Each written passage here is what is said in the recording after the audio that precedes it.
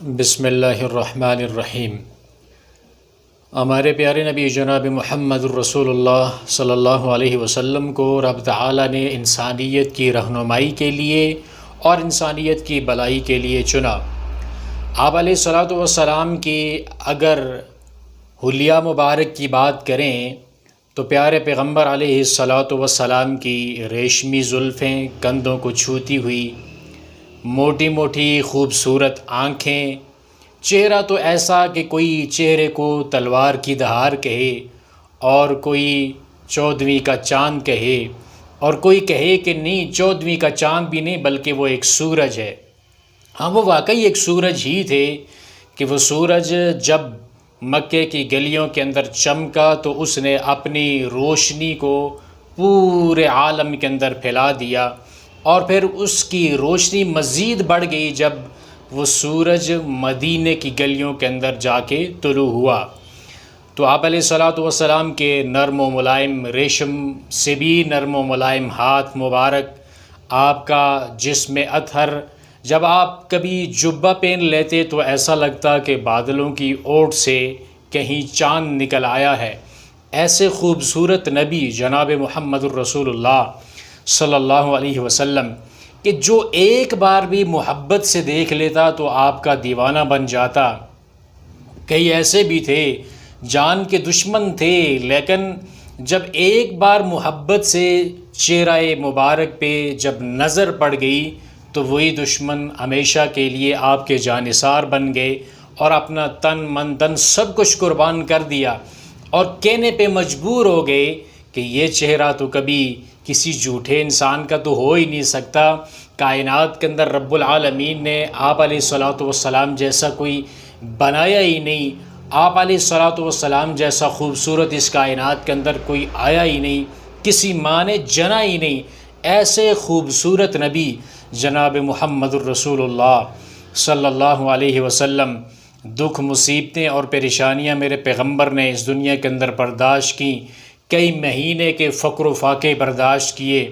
اپنے جسم اطہر پہ کوڑے کو برداشت کیا، پتھروں سے لہولہان کیا گیا، آپ علیہ الصلاۃ والسلام کے ماننے والوں کو کوئلوں کے اوپر لٹایا گیا، لیکن ساری اذیتیں برداشت کر کے آپ نے رسالت کا پیغام دنیا کے لوگوں تک پہنچایا، اور اس کے اندر ذرہ برابر بھی کمی نہ کی، سارے کا سارا حق ادا کر کے آج کے دن ہی اس دنیا سے اللہ رب العالمین کی ملاقات کے لیے چلے گئے۔ یہ 12 ربیع الاول کا دن آج مدینے کی گلیاں آنسوؤں سے تر تھیں۔ ایسا لگ رہا تھا کہ مدینے کے اندر دن رات کے اندر تبدیل ہو چکا ہے۔ غم کے مارے لوگ صحابہ اکرام دھاڑے مار مار کے رو رہے تھے، اس لیے کہ ان کا سورج ڈوب چکا تھا، وہ سورج جس کو دیکھ کے روزانہ وہ اپنی آنکھوں کو ٹھنڈا کیا کرتے تھے، اپنی آنکھوں کو روشنی پہنچایا کرتے تھے، آج سامنے وہ سورج ان کو نظر نہیں آ رہا تھا۔ تو وہ جناب محمد الرسول اللہ صلی اللہ علیہ وسلم کا جسد اطہر آج کا دن دیکھ رہے تھے، اور اس کے اوپر وہ اپنے غم کا اظہار کر رہے تھے۔ تو جناب محمد الرسول اللہ صلی اللہ علیہ وسلم نے اپنی ساری زندگی رب العالمین کی توحید کا پیغام پہنچایا، اور اس توحید کے پیغام کو عملی طور پر دنیا کے اندر نافذ کرنے کے لیے اپنی ساری زندگی، اپنی ساری کوششیں کاوشیں میرے پیغمبر علیہ الصلاۃ والسلام نے صرف کی، اور پیارے پیغمبر علیہ الصلاۃ والسلام کا ذکر اور تذکرہ اللہ تعالیٰ نے اتنا بلند کیا کہ کلمہ طیبہ سے لے کر دین کی کوئی بھی عبادت دیکھ لیں، یا قبر کے اندر دیکھ لیں، یا میدان حشر کے اندر دیکھ لیں،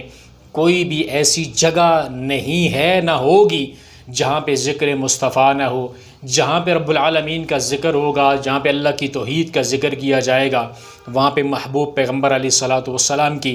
رسالت کا ذکر کیا جائے گا، جہاں قبر میں اللہ رب العالمین کے رب ہونے کے بارے میں سوال کیا جائے گا، ورسول اللہ صلی اللہ علیہ وسلم کے رسول ہونے کے بارے، آپ کی رسالت کے بارے سوال کیا جائے گا، اور میدان حشر ہوگا جب ساری کائنات کا نظام درم برم ہو جائے گا، ادھر سے آسمان پھٹا، ستارے جھڑے، سمندر کے پانیوں کو آگ لگی، ساری کائنات ایک چٹیل میدان بنی کھڑی ہے، اور وہاں اس چٹیل میدان کے اندر ساری کائنات کے لوگ ننگے بدن کھڑے ہیں، سارے لوگ چل کے جائیں گے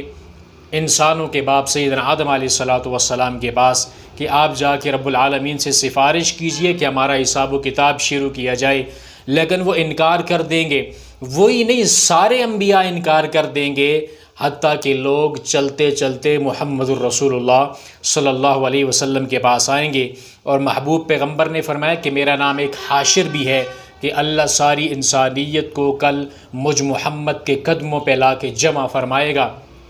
ساری انسانیت کی سفارش پاک پیغمبر علیہ الصلوۃ والسلام کریں گے۔ یہ ساری انسانیت جو عام انسانیت ہے وہی نہیں، بلکہ پیارے پیغمبر نے فرمایا کہ میرے ہاتھ میں اللہ حمد کا جھنڈا تھمائے گا اور سارے انبیاء کو مجھ محمد صلی اللہ علیہ وسلم کے جھنڈے تلے جمع کیا جائے گا۔ اور پھر جب لوگوں سے حساب و کتاب بھی لے لیا جائے گا، جنت اور جہنم کا فیصلہ بھی ہو جائے گا، سارا کچھ میزان لگ گیا، لوگوں کے اعمال تولے گئے، اور پھر پل صراط سے لوگ گزر بھی گئے، کوئی جنت کے اندر جانے کا کسی کا فیصلہ ہوا، کسی کا جہنم کے اندر جانے کا، تو لوگ جنت کے اندر جب جائیں گے، جنت کے دروازے پہ جب پہنچیں گے تو جنت کے مین دروازے کو بند پائیں گے، اور پاک پیغمبر نے فرمایا میں جاؤں گا اور میں دروازے کو کھٹکھٹاؤں گا۔ اندر سے جنت کا دربان فرشتہ سوال کرے گا کہ دروازے پہ کون ہے؟ میں کہوں گا کہ محمد صلی اللہ علیہ وسلم۔ تو جنت کا دربان فرشتہ کہے گا کہ مجھے یہی حکم ملا تھا کہ جب تک میرا محمد دروازے کو نہ کھٹکھٹائے اس وقت تک جنت کا دروازہ نہیں کھولنا۔ یعنی آپ کی کلمہ طیبہ اسلام کے اندر داخل ہونے سے لے کر جنت کے اندر جانے تک، جنت کی ساری نعمتیں ملنے تک، ہر جگہ پہ آپ کو رسول اللہ صلی اللہ علیہ وسلم کی ضرورت ہے، آپ کی رسالت کی ضرورت ہے، آپ کے پیغام کی ضرورت ہے۔ کوئی عبادت کرنے لگیں گے، آپ کا اسوہ آپ کے لیے ضروری ہے۔ کوئی بھی کام دنیا کے اندر اپنے معاملات کو دیکھیں گے تو آپ کے لیے پیغمبر علیہ الصلوۃ والسلام کی رسالت، پیغمبر علیہ الصلوۃ والسلام کی زندگی، آپ کا طریقہ، یہ آپ کے لیے ضروری ہے۔ یعنی دنیا کے اندر یا آخرت کے اندر کوئی بھی ایسی جگہ نہیں ہے جہاں پہ رسول اللہ صلی اللہ علیہ وسلم کی ضرورت نہ ہو۔ پیارے پیغمبر علیہ الصلوۃ والسلام کے طریقے کے مطابق پیارے پیغمبر کی زندگی کو اپنے سامنے رکھ کے عبادات بھی اسی طرح کیجئے، اپنے معاملات بھی پیارے پیغمبر علیہ الصلوۃ والسلام کے بتائے ہوئے اصولوں کے مطابق کیجئے، تاکہ دنیا میں بھی کامیابی ملے اور آخرت کے اندر بھی کامیابی ملے۔ ایسا نہ ہو کہ اپنی طرف سے اپنی من مانی کرتے رہیں اور قیامت والے دن جب حوض کوثر لگے اور محبوب پیغمبر اپنے انہی پیارے پیارے نرم نرم ہاتھوں سے جام کوثر جب پیش کریں تو فرشتے آپ کو وہاں سے اس حوض کوثر کے اوپر جانے ہی نہ دیں، وہاں سے آپ کو دھتکار دیا جائے، آپ کو دور کر دیا جائے۔ تو یہ سوچنے کا مقام ہے، سوچنے کی بات ہے کہ پیارے نبی جناب محمد الرسول اللہ صلی اللہ علیہ وسلم کے جن کا حلیہ مبارک ہم بیان کرتے ہیں، تو آپ کی سیرت طیبہ کے اوپر عمل کون کرے گا؟ آپ کے طریقے، آپ کے بتائے ہوئے اقوال، آپ کی کیے ہوئے اعمال، آپ کا جو زندگی کے اندر جو پریکٹیکلی پیارے پیغمبر نے ہمیں کر کے بتایا ہے، اس کے اوپر عمل کون کرے گا؟ اگر ہم ایسا کریں گے جس طرح کے صحابہ اکرام رضوان اللہ علیہ مجمعین نے پیارے نبی کی زندگی کو اپنے سامنے رکھا اور اس کے مطابق اپنی زندگی انہوں نے بسر کی، تو اللہ نے ان کو دنیا کے اندر بھی عزت عطا کی، آخرت کے اندر بھی ان کے لیے بڑے مقام اور بلند درجوں کا اللہ تعالیٰ نے قرآن پاک کے اندر وعدہ کیا۔ تو ہم بھی ان صدیقین، شہداء اور صالحین کا ساتھ پا سکتے ہیں، لیکن اس ساتھ پانے کے لیے ہمیں کیا کرنا پڑے گا کہ ہمیں اللہ اور اس کے رسول صلی اللہ علیہ وسلم کی اطاعت کرنی پڑے گی۔ تو ربیع الاول کا جو مہینہ ہے، اس مہینے کے اندر جب کائنات کے امام اس دنیا کے اندر تشریف لائے اور اسی مہینے کے اندر اپنے رب سے انہوں نے ملاقات کی، تو یہ مہینہ ہمیں پیغام دیتا ہے کہ ہمیں رسول اللہ صلی اللہ علیہ وسلم کے اسوہ کو اپنے سامنے رکھ کر اپنی زندگی کو بھی اسی طرح بسر کرنا چاہیے۔ وآخر دعوانا ان الحمد للہ رب العالمین۔